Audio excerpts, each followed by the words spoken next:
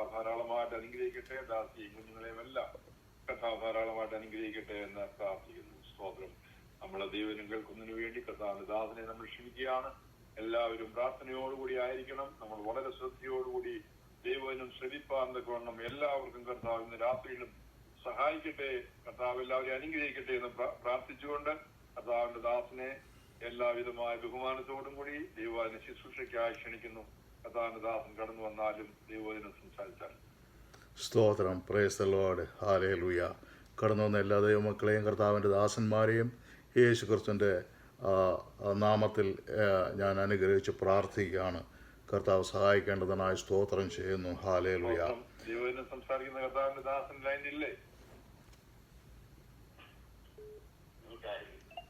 മ്യൂട്ടായിരുന്നു അച്ഛാ. സ്തോത്രം. Praise the Lord. Hallelujah. കടന്നു വന്ന എല്ലാ ദൈവമക്കൾക്കും കർത്താവായ യേശു ക്രിസ്തുവിൻ്റെ നാമത്തിലുള്ള എൻ്റെ സ്നേഹവന്ദനത്തെ ഞാൻ അറിയിക്കുന്നു. ഹല്ലേലൂയ.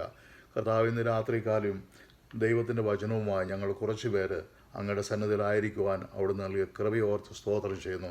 അവിടുന്നാണ് ഞങ്ങളെ നിയന്ത്രിക്കുന്നത്, അവിടുന്നാണ് ഞങ്ങളോട് സംസാരിക്കുന്നത്, അവിടുത്തെ വചനമാണ് അടിയങ്ങൾ സംസാരിക്കുന്നത്. കർത്താവെ, അവിടുന്ന് ഞങ്ങളോട് സംസാരിക്കണമേ, അടിയൻ്റെ അതിരത്തോടു കൂടി ഇരുന്ന് സംസാരിക്കണമേ എന്ന് പ്രാർത്ഥിക്കുന്നു. കർത്താവെ, അവിടുന്ന് പ്രാർത്ഥന കേട്ടുകൊണ്ട് സ്തോത്രം. യേശു ക്രിസ്തുവിൻ്റെ നാമത്തിൽ തന്നെ ആമേൻ.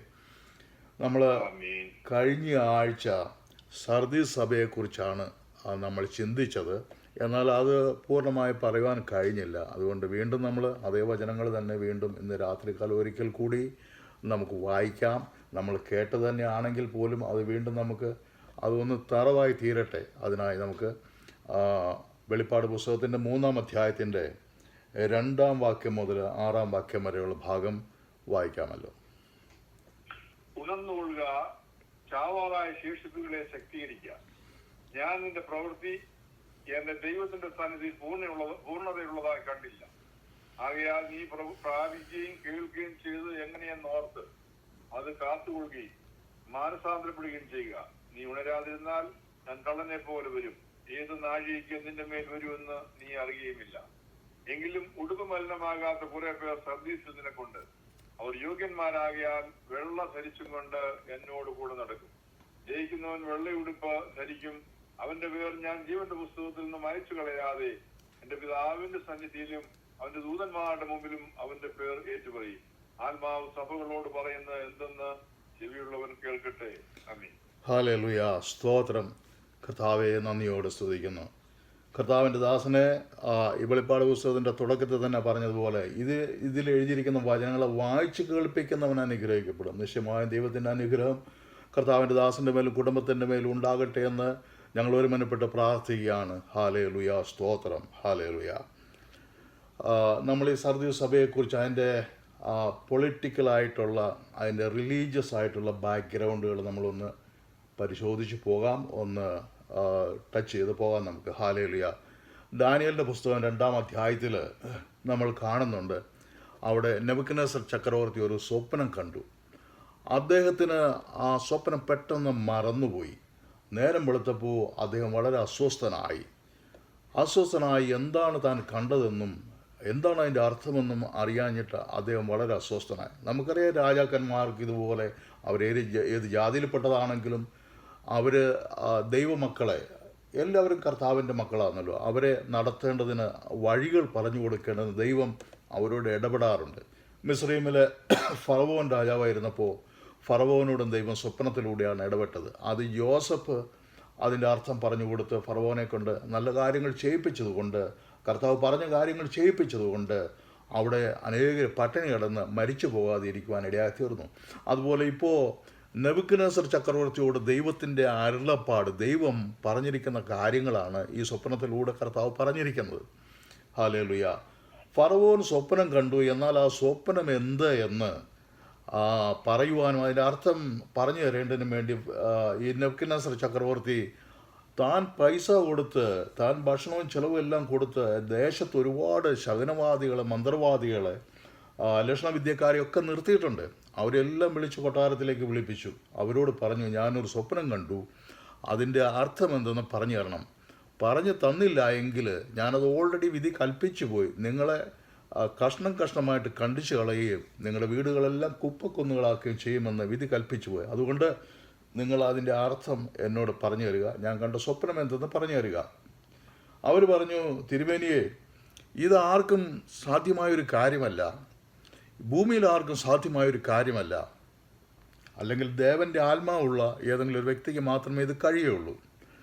നെബൂഖദ്നേസർ ചക്രവർത്തി ഇത് സ്ഥിരം കേൾക്കുന്ന ഒരു കാര്യമാണ്. അദ്ദേഹം എന്തെങ്കിലും സ്വപ്നം കണ്ടു എന്ന് പറഞ്ഞ് അവരോട് പറഞ്ഞു കൊടുത്ത, അവരും പറഞ്ഞ അതാണ്, എന്താണ് തിരുമേനി കണ്ടതെന്ന് ഞങ്ങളോട് പറഞ്ഞാൽ അതിൻ്റെ അർത്ഥം ഞങ്ങൾ പറഞ്ഞു തരാം. നെബൂഖദ്നേസർ ചക്രവർത്തി പറഞ്ഞു, ഞാൻ കണ്ട സ്വപ്നം ഞാൻ തന്നെ മറന്നു, പിന്നെ ഞാൻ എങ്ങനെയാണ് പറയുന്നത്? ഇത് ഇവരുടെ സ്ഥിരം പതിവാണെന്ന് ചക്രവർത്തിക്ക് മനസ്സിലായി. നമ്മളെന്തെങ്കിലും പറഞ്ഞു കൊടുത്താൽ ഇന്ന സ്വപ്നമാണ് കണ്ടതെന്ന് പറഞ്ഞു കഴിഞ്ഞാൽ അതിനോടനുബന്ധിച്ച് അവരെന്തെങ്കിലും സ്വയമായി ആലോചിച്ച് പറയുക അല്ലാതെ അതൊന്നും യാഥാർത്ഥ്യമല്ല. ഹല്ലേലൂയ. അപ്പോൾ അപ്രകാരം സ്വപ്നങ്ങളെ പറഞ്ഞു കൊടുക്കുന്നവർ അല്ലെങ്കിൽ പ്രവചനങ്ങൾ പറയുന്നവർ, ഹല്ലേലൂയ, ഒരിക്കലും അത് ദൈവത്തിൽ നിന്നുള്ള അല്ല, മറിച്ച് അവരുടേതായ അഭിപ്രായങ്ങൾ പറയുന്നതാണ്. പഴയ കാലത്തും ഇതുപോലുള്ള ശകുനവാദികൾ, മന്ത്രവാദികളൊക്കെയുമുണ്ട്. നമുക്കറിയാം, യോസഫ് തന്നെ ചില ഉപകരണങ്ങളൊക്കെ ഉപയോഗിച്ചാണ് ഈ ഭാവി കാലം പ്രവചിച്ചുകൊണ്ടിരുന്നത്.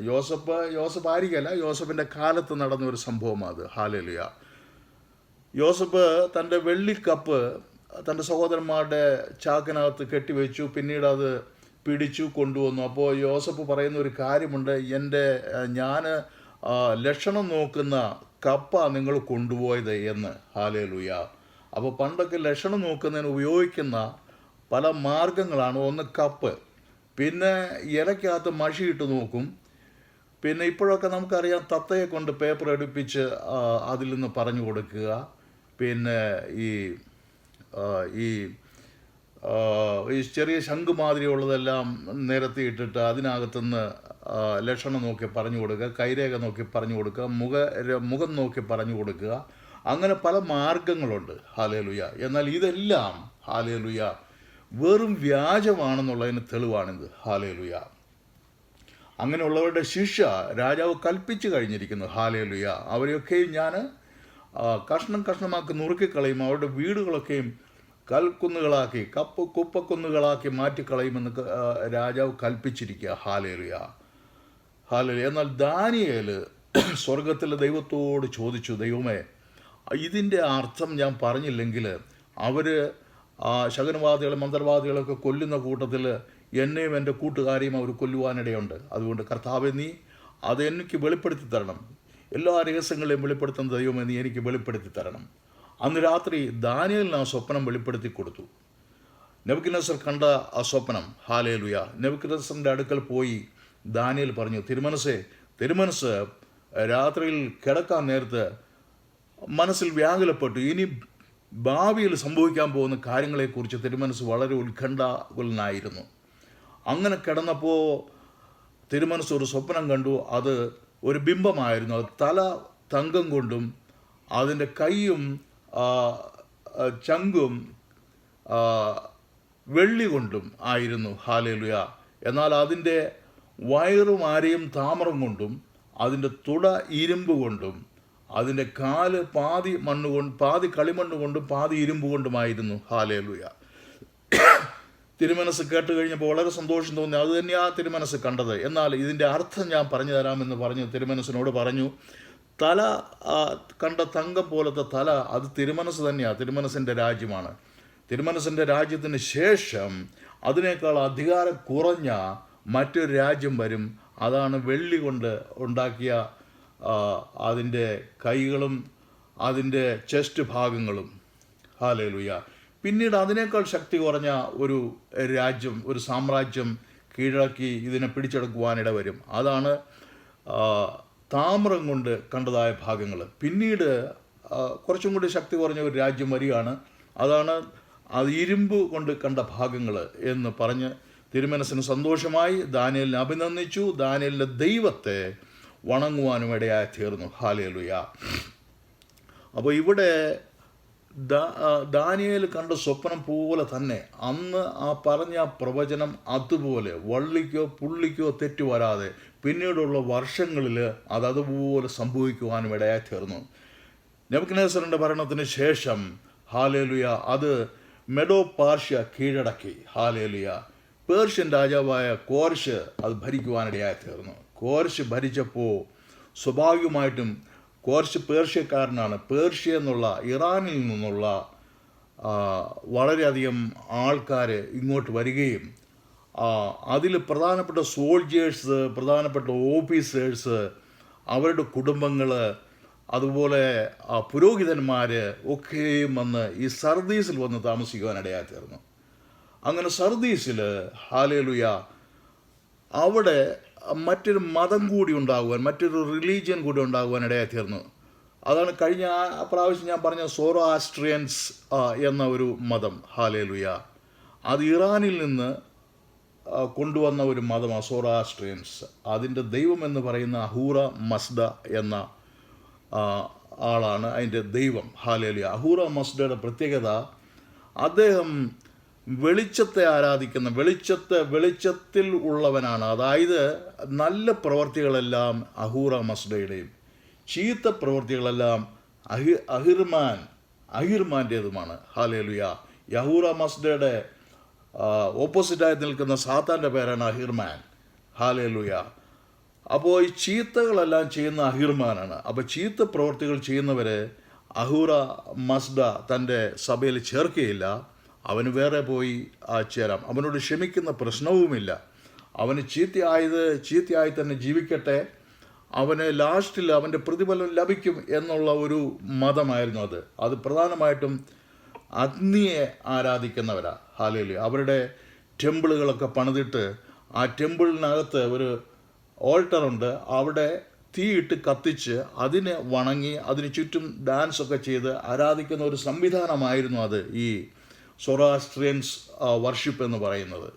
ഹാലേലുയ അതിൽ പ്രീസ്റ്റിനെ മാഗികൾ എന്നാണ് പറയുന്നത്. മാഗികൾ. ഹാലേലുയ നമുക്കറിയാം മത്തായിയുടെ സുവിശേഷത്തിൽ നാം 1-ാം അധ്യായത്തിൽ 2-ാം അധ്യായത്തിലൊക്കെ നമുക്ക് കാണുന്ന മാഗികളുണ്ട്. യേശുവിൻ്റെ ജനനത്തിൽ അവർ സമ്മാനങ്ങളുമായിട്ട് കടന്നു വന്ന മാഗികൾ. അത് ഈ സോറോആസ്ട്രിയൻസിൽ പെട്ടവരാ. സോറോആസ്ട്രിയൻ പ്രീസ്റ്റുകളാണ് അവർ, മാഗികൾ. ഹാലേലുയ അപ്പോൾ ഇവരുടെ ആരാധന, ഈ കൾട്ട് ആരാധന ഈ സർദീസിൽ ഉണ്ടാകുവാനിടയായി തീർന്നു. പിന്നീട് ഈ പേർഷ്യൻ രാജ്യം പോയ ശേഷം ഗ്രീക്ക് സംസ്കാരം വരുവാനിടയായി തീർന്നു. അലക്സാണ്ടർ ചക്രവർത്തി അത് കീഴടക്കി ഗ്രീക്കിൻ്റെ സംസ്കാരം വന്നു. അപ്പോൾ ഹെലനിസ്റ്റുകൾ അവരവരുടേതായ തത്വശാസ്ത്രങ്ങളും ചിന്തകളും അവിടെ പ്രചരിപ്പിക്കുവാൻ ഇടയായി തീർന്നു. അങ്ങനെ ഈ ഗ്രീക്കുകാർ ഹാലേലുയ അവരുടേതായ ദേവതകൾ, അതായത് അപ്പോളോ ദേവന്, സെയൂസ് ദേവന്, പിന്നെ അർത്തമീസ് ദേവി, ഡയാന ദേവി, അങ്ങനെ കുറേ അധികം ദേവിമാരും ദേവന്മാരും ഉണ്ട്. അവരതിനെ കൊണ്ടുവന്ന് അവിടെ ടെമ്പിൾ തുടങ്ങി ആരാധന തുടങ്ങി. അപ്പോൾ ഈ സർദീസിലുള്ള ടെമ്പിള്, അർത്തമീസ് ദേവിയുടെ ടെമ്പിളാണ് ഏറ്റവും നീളം കൂടിയ ടെമ്പിള്. ഹാലേലുയ ഏറ്റവും വലിയ ടെമ്പിളാണ്. ഈ ഏഷ്യ മൈനറിലെ ഏറ്റവും വലിയ ടെമ്പിള് ഈ അർത്തമീസ് ദേവിയുടെ ടെമ്പിള് സർദീസിലാണ്. എഫസോസിലുള്ളത് അത് സപ്താത്ഭുതങ്ങളിൽ ഒന്നാണ്. അത് അതിൻ്റെ പണി കൊണ്ടും അതിൻ്റെ ചിത്രപ്പണി കൊണ്ടും അതിൽ കൊത്തിയിരിക്കുന്ന വിഗ്രഹങ്ങളുടെ പണി കൊണ്ടും ഒക്കെ അത് പ്രസിദ്ധമായത് സപ്താത്ഭുതങ്ങളിൽ ഒന്നായിട്ട് അതറിയപ്പെട്ടു എന്ന് മാത്രം. ഹാലേലുയ എന്നാൽ ഏറ്റവും വലിയ ടെമ്പിൾ എന്ന് പറയുന്നത് ഈ അർത്തമീസ് ദേവിയുടെ സർദീസിലുള്ള ടെമ്പിൾ. ഹാലേലുയ ഈ ടെമ്പിളിലും ഇതുപോലുള്ള ആരാധനകൾ, അതുപോലെ ബലി അർപ്പിക്കൽ, ഇതെല്ലാം അവിടെ നടന്നുകൊണ്ടിരുന്നു. ഹാലേലുയ ഒരുപാട് മൃഗങ്ങളെ ബലി അർപ്പിക്കുമായിരുന്നു. അതുകൂടാതെ ആ സമയത്ത് അവിടെ യഹൂദന്മാരുടെ ഈ ഏഷ്യ മൈനറിലെ ഏറ്റവും വലിയ സിനഗോഗും അവിടെ തന്നെയായിരുന്നു. അപ്പോൾ അതിൻ്റെ അർത്ഥം അവിടെ ഒരുപാട് യഹൂദന്മാർ വസിക്കുന്ന ഒരിടമായിരുന്നു. അപ്പോൾ അവരുടേതായ സംസ്കാരവും അവരുടേതായ ആരാധന രീതികളും അവിടെ ഉണ്ടായിരുന്നു. ഹാലേലുയ ഇത് കൂടാതെ അവിടെ ഹാലേലുയ വേറൊരു സ്ത്രീ ഒരു കുഞ്ഞിനെയും എടുത്തുകൊണ്ട് നിൽക്കുന്ന ഒരു രൂപമുണ്ടായിരുന്നു. അതും അവിടുത്തെ ഒരു പ്രധാനപ്പെട്ട ഒരു ആരാധനയായിരുന്നു. അങ്ങനെ പലതരത്തിലുള്ള കൾട്ട് ആരാധന കൊണ്ട് നിറഞ്ഞിരിക്കുന്ന ഒരു സിറ്റുവേഷനിലായിരുന്നു അത്. ഹാലേലുയ. പിന്നീട് റോമക്കാർ വന്നപ്പോൾ അവിടെ എംപറർ വർഷിപ്പ് കൂടെ സ്റ്റാർട്ടായി. ഹാലേലുയ. അഗസ്തസ് കൈസറാണല്ലോ ആദ്യത്തെ എംപറർ. ഹാലേലുയ. എന്നാൽ അതിനു മുമ്പ് ജൂലിയസ് കൈസർ റോമിൻ്റെ രാജാവായിരുന്നു, എംപറർ അല്ലായിരുന്നു. അന്ന് റോമ എംപയർ ആയിരുന്നില്ല. ഹാലേലുയ. അഗസ്തസ് കൈസറിന് ശേഷം വന്ന ജൂലിയസ് കൈസറിന് ശേഷം വന്ന അഗസ്തസ് കൈസറാണ് ആദ്യത്തെ എംപറർ. ഹാലേലുയ. അദ്ദേഹം അത് ഒരു എംപറർ ആരാധന നിയമപരമായിട്ട് കൊണ്ടുവന്നു. അപ്പോൾ അതുകൊണ്ട് അവിടെ ഒരുപാട് എംപറർ ടെമ്പിൾസ്, എംപറർ വർഷിപ്പിനുള്ള ടെമ്പിളുകൾ ധാരാളം പണിയുവാനിടയായി തീർന്നു.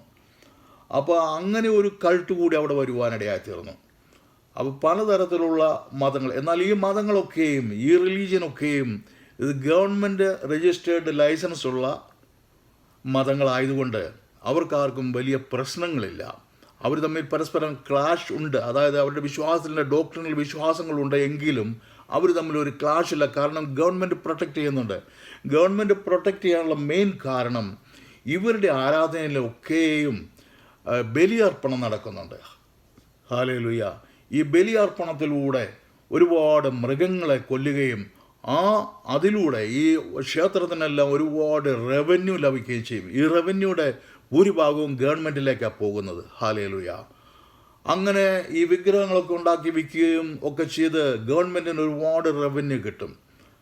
അപ്പോൾ ഇതെല്ലാം ഗവൺമെൻറ്റിന് അതൊരു മെയിൻ വരുമാനമായതുകൊണ്ട് ഗവൺമെൻറ് ഈ മതത്തെയൊക്കെയും സപ്പോർട്ട് ചെയ്യുന്നു. ഹാലേലുയ. എന്നാൽ ക്രിസ്ത്യൻസ് അവിടെ കടന്നു ചെന്ന് കഴിഞ്ഞപ്പോൾ അവർക്കൊരു ബിൽഡിങ് പോലുമില്ല. അവർ ബിൽഡിംഗ് ഉണ്ടാക്കി ഈ ടെമ്പിളിലൊക്കെ ഇരുന്ന് ആരാധിക്കുന്ന പോലുള്ള ആരാധന അവർക്കില്ല.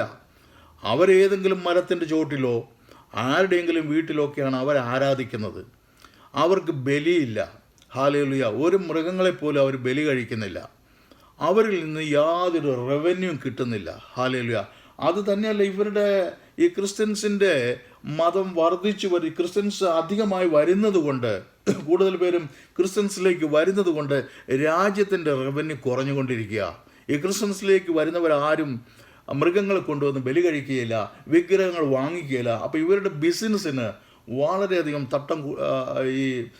മോശമായിക്കൊണ്ടിരിക്കുന്ന അവസ്ഥയിൽ ഗവൺമെൻറ്റും ഈ ക്രിസ്ത്യൻസിനോട് എതിരായി തീരുവാൻ ഇടയായി തീർന്നു. ഹാലേലുയ. അങ്ങനെ മൊത്തം മറ്റുള്ള മതവിഭാഗങ്ങളൊക്കെയും ഈ ക്രിസ്ത്യൻസിനോട് അങ്ങ് എതിരായി മൊത്തം വലിയ പ്രശ്നത്തിലൊക്കെ ആയിരിക്കുന്ന അവസ്ഥയിൽ ആ ദേവദാസന്മാർ തങ്ങളുടെ ജീവന് തങ്ങളുടെ കുടുംബാംഗങ്ങളുടെയും ജീവനെ ബലി അർപ്പിച്ചുകൊണ്ട് ഒരു വിലയും കൊടുക്കാതെ തങ്ങളുടെ കർത്താവായ യേശു ക്രിസ്തുവിനെ രക്ഷകനായി സ്വീകരിക്കണമേ, എങ്കിലും നിങ്ങളും രക്ഷപ്പെടുകയുള്ളൂ എന്ന് ഈ ജനങ്ങളോടുള്ള സ്നേഹം ഓർത്ത് അവർ ധൈര്യത്തോടെ ഇറങ്ങി പുറപ്പെട്ട് കർത്താവിൻ്റെ വചനങ്ങളെ പറയുകയും ധൈര്യപൂർവ്വം പ്രവർത്തിക്കുകയും ചെയ്ത് അനേകരും രക്തസാക്ഷികളായി തീർന്ന ഒരു കാലഘട്ടമായിരുന്നു അത്. ഹാലേലുയ. അങ്ങനെ സർദീസിൽ ഹാലേലുയ ദൈവത്തിൻ്റെ വചനം പ്രചരിപ്പിക്കുവാൻ, ദൈവത്തെക്കുറിച്ചൊന്ന് പറയുവാൻ, കാരണം മറ്റുള്ളവരോടുള്ള സ്നേഹം അവരുടെ ഉള്ളിലിരിക്കുക. ദൈവത്തോടുള്ള സ്നേഹം പോലെ തന്നെ ദൈവത്തിന് മറ്റുള്ളവരുടെ സ്നേഹമാണല്ലോ. അതുകൊണ്ട് മറ്റുള്ളവരെ ഇവർ സ്നേഹിക്കുന്നത് കൊണ്ട് ഇവർ നശിച്ചു പോകുന്ന കാണുമ്പോൾ ഇവർക്കുള്ള പ്രയാസം ഭയങ്കരമാണ്. സഹോദരിമാരെ, നിങ്ങൾ ഈ വിഗ്രഹങ്ങളുടെ ചുറ്റും പോകരുതേ. നിങ്ങൾ ഹാലേലുയ ചക്രവർത്തി അല്ല ആരാധിക്കേണ്ടത്. ചക്രവർത്തി ആരാധിക്കാൻ അവർ കാരണം പറയുന്നത്, ചക്രവർത്തിയാണ് ഞങ്ങൾക്ക് ഈ ദേശത്ത് ജീവിക്കാനുള്ള ഭവനങ്ങൾ തന്നത്, ചക്രവർത്തിയാണ് ഞങ്ങൾക്ക് കഴിക്കാനുള്ള ഭക്ഷണം, ഞങ്ങൾ ജോലി ചെയ്താലുള്ള കൂലിയൊക്കെ തരുന്നത് ചക്രവർത്തിയാണ്, ഞങ്ങളുടെ സംരക്ഷണം ഈ ചക്രവർത്തിയാണ്, ഈ പടയാളികളൊക്കെ നിയന്ത്രിക്കുന്ന ചക്രവർത്തിയല്ലേ, ആ ചക്രവർത്തി മുഖാന്തരമാണ് ഞങ്ങൾക്ക് ഈ സംരക്ഷണമൊക്കെ ലഭിക്കുന്നത്, അതുകൊണ്ട് ചക്രവർത്തി ഞങ്ങളുടെ ദൈവമാണ് എന്ന് ഇവർ ചിന്തിച്ചു പോവുകയാണ്. അങ്ങനെയുള്ളവരെ, അനേക നാളുകളായി ചക്രവർത്തി ആരാധനയൊക്കെ നടത്തുന്നവരെ അതിൽ നിന്ന് വിടുവിക്കുവാൻ വളരെ പ്രയാസപ്പെട്ടുകൊണ്ട് ഈ കർത്തദാസന്മാർ എത്രയോ കഷ്ടതകൾ അനുഭവിച്ചു. ഹാലേലുയ. ഇന്നും അതേ കഷ്ടതകൾ നമ്മുടെ ഇന്ത്യയിലും പല പ്രദേശങ്ങളിലും എല്ലാം ഈ ദേവദാസന്മാർ സഹിച്ചുകൊണ്ടിരിക്കുക. അവരുടെ കഷ്ടതയ്ക്ക് ഹാലേലുയ കർത്താവ് അത് കാണുന്നുണ്ട് എന്നുള്ളത് മാത്രമാണ് നമുക്ക് ആശ്വസിക്കുവാൻ കഴിയുന്നത്. ഹാലേലുയ. രണ്ടാം വാക്യത്തിൽ പറയുന്ന പോലെ ഉണർന്നു കൊള്ളുക, ചാവാറായ ശേഷിപ്പുകളെ ശക്തീകരിക്കുക. ഞാൻ നിന്റെ പ്രവൃത്തി എൻ്റെ ദൈവത്തിൻ്റെ സന്നിധിയിൽ പൂർണ്ണയുള്ളതായി കണ്ടില്ല. സർദിസേ, നിന്റെ പ്രവൃത്തി ഹല്ലേലൂയ എൻ്റെ ദൈവത്തിൻ്റെ മുമ്പിൽ അത് പൂർണ്ണതയുള്ളതായി ഞാൻ കണ്ടില്ല. ഹല്ലേലൂയ. അങ്ങനെ പൂർണ്ണത ഉള്ളതായി കാണാത്തവരെ ഹല്ലേലൂയ സാധാരണ ഒരു രാജാവ് ചെയ്യുന്നത് അവരെ കൊന്നുകളയും. ഹല്ലേലൂയ. എന്നാൽ കർത്താവായ യേശു ക്രിസ്തു അവർക്ക് വീണ്ടും അവസരങ്ങൾ കൊടുക്കുകയാണ്. അവരോട് പറഞ്ഞു, നിങ്ങൾ ഉണർന്നു കൊള്ളുക, ചാവാറായ ശേഷിപ്പുകളെ ശക്തീകരിക്കുക. നിങ്ങൾ ദൈവത്തിൽ നിന്ന് വിട്ടു പോന്നപ്പോഴും ദൈവത്തെ നിങ്ങൾ ശക്തിയോടെ ആരാധിക്കാതെ നിങ്ങളുടെ ഉള്ളിൽ സംശയം വെച്ചുകൊണ്ട് നിങ്ങൾ ഈ ചക്രവർത്തി ആരാധനയ്ക്കും അതുപോലെ സോറോആസ്ട്രിയൻസിൻ്റെ ആരാധനയ്ക്കും ആർത്തമിസ് ദേവിയുടെ ആരാധനയ്ക്കും എല്ലാം നിങ്ങൾ കടന്നു പോകുമ്പോൾ നിങ്ങൾ ഹല്ലേലൂയ ദൈവം നിങ്ങൾക്ക് നൽകിയിരിക്കുന്ന ആ ഒരു ശക്തി, ആ ഒരു അറിവ് ഒരല്പം നിങ്ങളുടെ ഉള്ളിൽ കിടപ്പുണ്ട്. അതിനെ നിങ്ങൾ ഉണർത്തിക്കൊള്ളണമെന്ന കർത്താവ് പറഞ്ഞിരിക്കുന്നത്. നിങ്ങൾ ഒരിക്കൽ എന്നെ കണ്ടതാണ് എങ്കിൽ അതിനുശേഷം നിങ്ങൾ പിന്തിരിഞ്ഞു പോയാൽ പോലും ഹല്ലേലൂയ കർത്താവ് അവരോട് പറയുകയാണ്, നിങ്ങളുടെ ചാവാറായ ശേഷിപ്പുകളെ ഉണർത്തിക്കൊള്ളുക എന്ന്. ഹല്ലേലൂയ. അതിനെ ശക്തീകരിക്കുക എന്ന് കർത്താവ് അവരോട് പറഞ്ഞിരിക്കുക. ഹല്ലേലൂയ. ഇന്ന് കർത്താവിനെ ആരാധിക്കുന്നവർ, ഇന്ന് ദൈവത്തെ ആരാധിക്കുന്ന പലരും ഹല്ലേലൂയ ഇതുകൊണ്ട് പ്രയോജനമില്ലല്ലോ എന്നൊക്കെ ചിന്തിക്കുന്നു ഉണ്ട് എങ്കിൽ ഹല്ലേലൂയ കർത്താവ് അങ്ങനെയുള്ളവരോട് വീണ്ടും പറയുക, നിങ്ങൾ ഉണർന്ന് പ്രവർത്തിച്ചു കൊള്ളുക. നിങ്ങൾ വീണ്ടും ഉണർന്ന് ആ ദൈവത്തെ ശക്തിയോടെ ആരാധിച്ചു കൊള്ളുക. നിങ്ങൾ പൂർണ്ണമായും നശിച്ചിട്ടില്ല. ഹല്ലേലൂയ.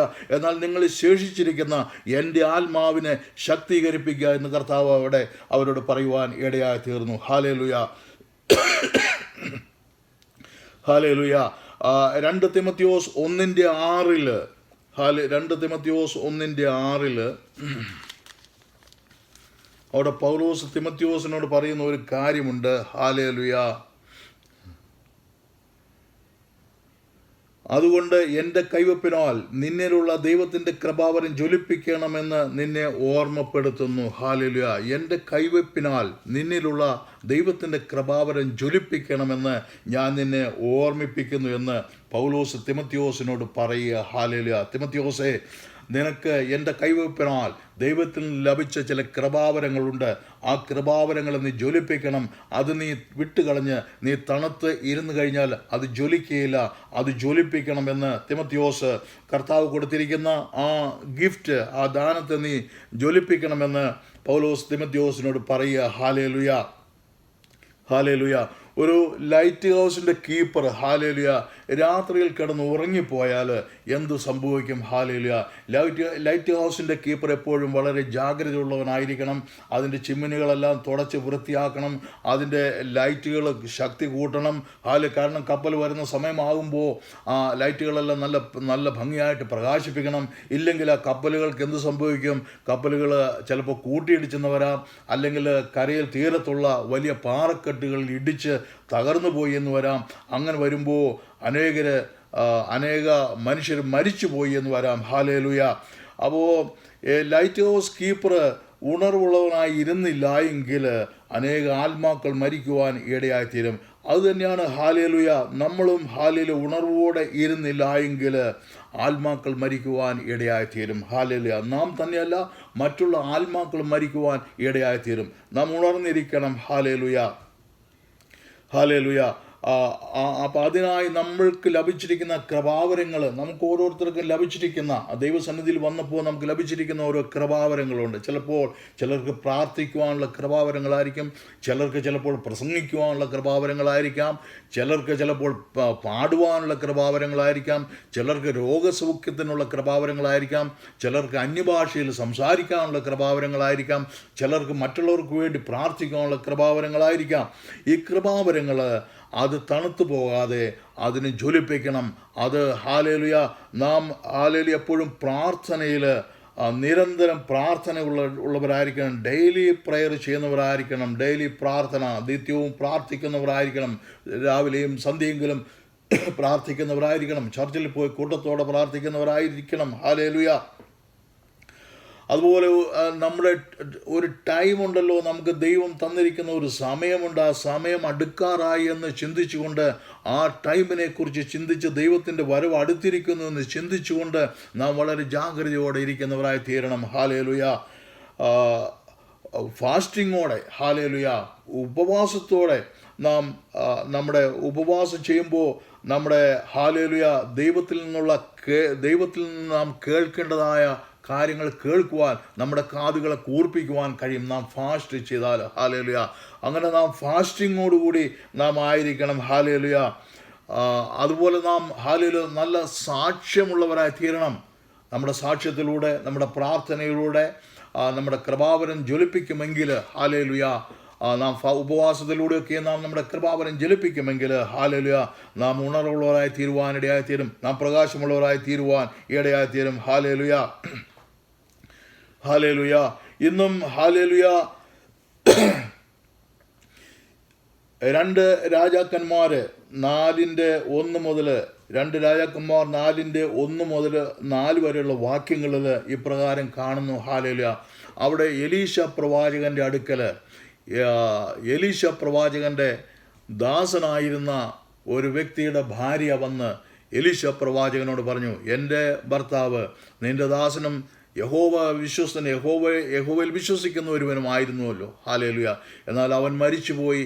ഇപ്പോൾ കടം വീട്ടുവാൻ നിവൃത്തിയില്ലാതെ കടക്കാർ വന്ന് ഞങ്ങളുടെ 2 കുഞ്ഞുങ്ങളെ കൊണ്ടുപോകാൻ വന്നിരിക്കുന്നു. ഞാൻ എന്ത് ചെയ്യണം? ഹല്ലേലൂയ.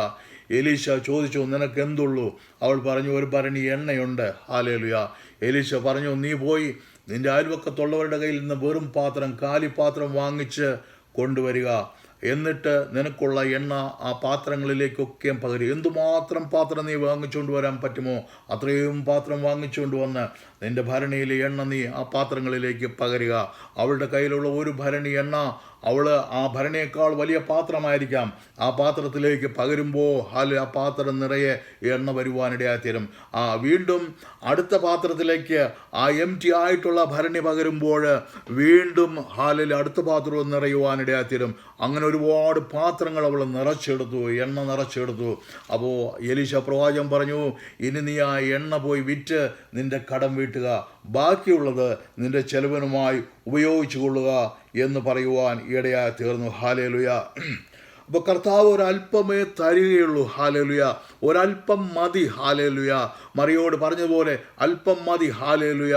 അങ്ങനെ ഒരല്പമേ കർത്താവ് തരുന്നുള്ളൂ എങ്കിലും നാം അത് സ്റ്റിറപ്പ് ചെയ്യുമ്പോൾ, നാം അതിനെ ഊതി പെരുപ്പിക്കുമ്പോൾ അധികമായി തീരുവാൻ ഇടയായി തീരും. ഹല്ലേലൂയ. നമ്മൾക്കറിയാം, നമ്മൾ ഈ കൊല്ലൻ്റെ ആലയിലൊക്കെ ചെല്ലുമ്പോൾ അവിടെ ഈ കൊല്ലൻ്റെ ആലയിൽ ഒരു ചെറിയ കനൽക്കട്ട അവിടെ ചാരത്തിൽ മുങ്ങിക്കിടപ്പുണ്ടായിരിക്കും. ഹല്ലേലൂയ. അതിനെ പുതിയതായിട്ട് എന്തെങ്കിലും ചൂടാക്കേണ്ടതായിട്ട് വരുമ്പോൾ ഈ കൊല്ലൻ എന്ത് ചെയ്യും? അതിലെ ചാരമെല്ലാം തട്ടിക്കളഞ്ഞിട്ട് ഒരു ചെറിയ കഷ്ണം തീ അവിടെ കാണും. അതിലേക്ക് വീണ്ടും കൽക്കരി ഇട്ടും കൊണ്ട് വീണ്ടും അതിലേക്ക് കാറ്റ് അടിച്ചു കൊടുക്കുമ്പോഴത്തേക്കും അതെല്ലാം കത്തുവാൻ ഇടയായിത്തീരും. വീണ്ടും പുതുതായിട്ടിട്ട് കൽക്കരിയെല്ലാം കത്തുവാൻ ഇടയായിത്തീരും. ഹല്ലേലൂയ. നമ്മൾക്കുള്ളത് ഒരല്പം, കുറച്ച് കൃപാവരങ്ങളെ നമുക്കുള്ളൂ എങ്കിലും ഹല്ലേലൂയ നാം ജ്വലിപ്പിച്ചാൽ അത് അധികമായി വരുവാൻ ഇടയായിത്തീരും. ഹല്ലേലൂയ.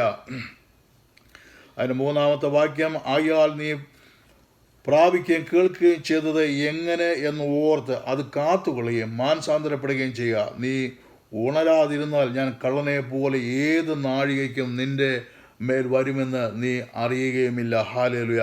കർത്താവ് കള്ളനെ പോലെ വരും എന്ന് ഇവിടെ പറഞ്ഞിരിക്കുന്നത് ഹല്ലേലൂയ വളരെ വേഗം തൻ്റെ ജഡ്ജ്മെൻ്റ് നടത്തുവാനുള്ള ധൃതിയിലാണ് കർത്താവിരിക്കുന്ന. ഹല്ലേലൂയ.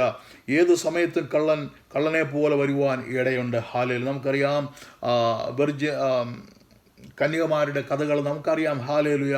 അവർ മണവാളം വന്ന സമയമായപ്പോൾ അവരുടെ എണ്ണ തീർന്നു പോയതുകൊണ്ട് അവർ വേറെ എണ്ണ വാങ്ങാൻ പോയ സമയത്ത് മണവാളൻ വന്ന് മുറിക്കകത്ത് കടക്കുവാൻ, മണിയറയിൽ കടക്കുവാൻ ഇടയായി തീർന്നു. അങ്ങനെ അവർ മണവാളനിൽ നിന്ന് അവർ നഷ്ടപ്പെടുവാൻ ഇടയായി തീർന്നതുപോലെ ഹല്ലേലൂയ നാം വളരെ ജാഗ്രതയുള്ളവരായി തീരണം. പ്രത്യേകിച്ച് ഈ കാലത്ത് ഹല്ലേലൂയ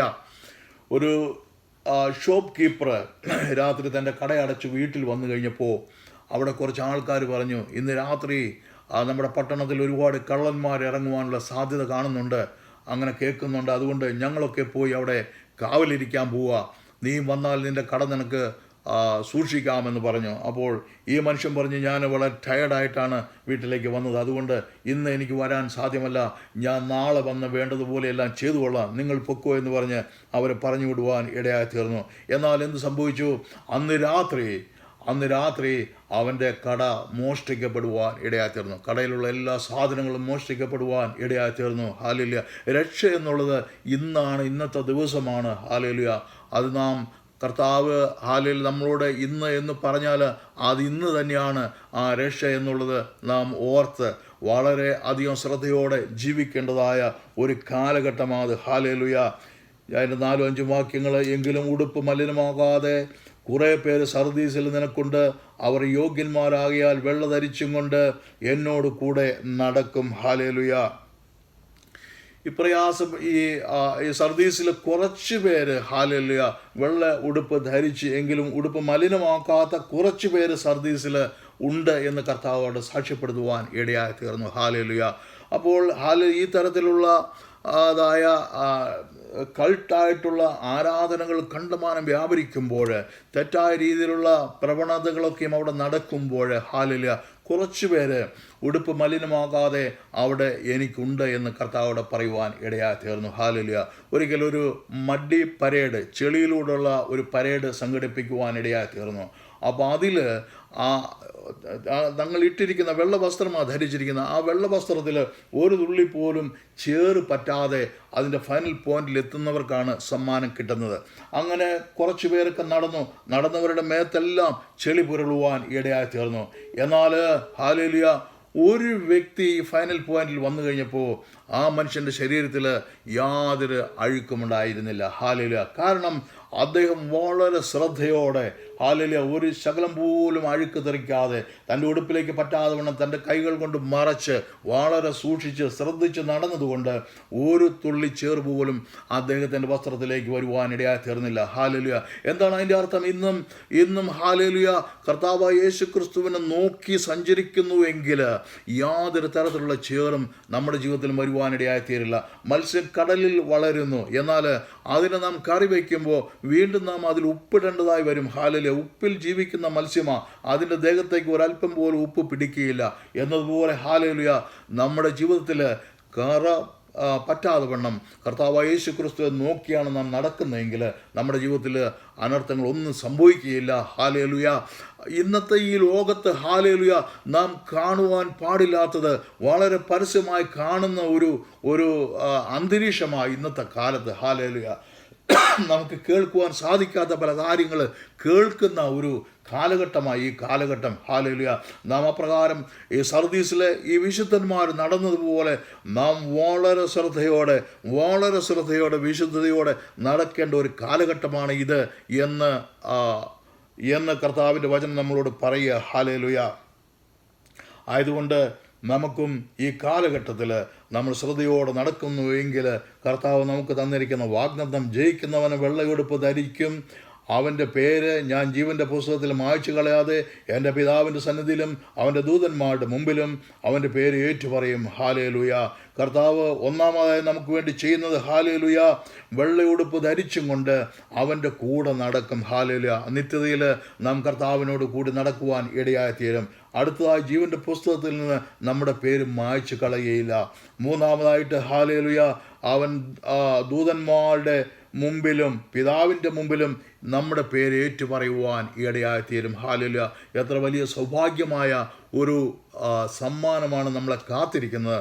അതുകൊണ്ട് നമ്മുടെ ഉടുപ്പ് മലിനമാകാതെ നമുക്ക് കർത്താവിനെ മാത്രം ധ്യാനിച്ചുകൊണ്ട് നമുക്ക് മുന്നിലേക്ക് പോകാം. അങ്ങനെ മുന്നിലേക്ക് പോകുമ്പോൾ നമുക്ക് നേരെ വരുന്ന എല്ലാ ചേറുകളെയും ചെളികളെയും മാറ്റിക്കളഞ്ഞുകൊണ്ട് കർത്താവ് യേശുവിൽ മാത്രം ശ്രദ്ധ കേന്ദ്രീകരിച്ചുകൊണ്ട് ജീവിക്കുവാനുള്ള കൃപ കർത്താവെ നമുക്കെല്ലാവർക്കും തരണമേ എന്ന് നമുക്ക് ദൈവത്തോട് പ്രാർത്ഥിക്കാം. ദൈവമേ, ഈ വചനങ്ങളാൽ ഞങ്ങളെ നീ അനുഗ്രഹിക്കണമേ കർത്താവെ. ഇത് കേട്ട് ഓരോരുത്തർക്കും അത് അനുഗ്രഹമായി തീരണമേ എന്ന് പ്രാർത്ഥിക്കുന്നു. ഇന്ന് രാത്രി കാലം കർത്താവെ വളരെ വിശുദ്ധിയോടെ ഈ അന്ധകാരം നിറഞ്ഞ ഈ ലോകത്ത് ഹല്ലേലൂയ തെറ്റുകൾ മുഴുവനും ഞങ്ങളുടെ ചുറ്റിലും തെറ്റുകൾ നിറഞ്ഞ ഈ ലോകത്ത് വളരെ ശ്രദ്ധയോടെ ജീവിക്കാനുള്ള കൃപ ഞങ്ങളുടെ മേൽ, ഞങ്ങളുടെ സഭയുടെ മേൽ നീ നൽകണമേ എന്ന് പ്രാർത്ഥിക്കുന്ന കർത്താവെ, ഈ വചനങ്ങളാ ദൈവം നമ്മൾ ഓരോരുത്തരും അനുഗ്രഹിക്കട്ടെ. സ്തോത്രം.